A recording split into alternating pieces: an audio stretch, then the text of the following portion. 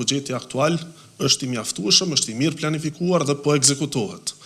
Kurse sa i përket buxhetit të vitit 2026, ne si qeveri do duhej pra që ta miratonim deri në fund të muajit tetor dhe ta dërgonim në kuvend. Sa i përket buxhetit deri në fund të vitit, pra kemi buxhetin në fuqi, pra deri me 31 dhjetor buxheti aktual është i mjaftueshëm, është i mirë planifikuar dhe po ekzekutohet.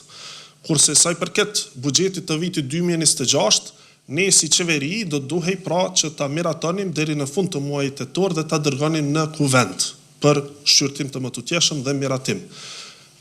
Po të varaj prej neve, kuvendi ka qeni konstituar, si që dini. Do më thonë me përmbylljen dhe me ezaurimin e opsioneve për të zgjedhur njërin nga 5 nënkryetaret dhe njërin nga 6 anëtarët e kryesisë, kuvendi do të ishte i konstituar dhe ne do të procedonim tutje edhe me zgjedhjen e qeverisë dhe potencialisht pra para fundit të muajit tetor edhe me votimin e buxhetit.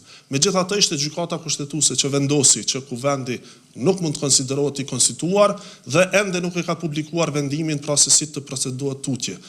Momentin që e kemi vendimin e plot dhe të thirret seanca dhe të shohim se si mund të procedohet tutje, patjetër që ne do të bëjmë çmos, siç kemi bërë deri më tani, në të mirë të shtetit, në të mirë të Republikës dhe të sigurohemi që institucionet pra funksionojnë në mënyrë të vazhdueshme siç kemi bërë deri më tani.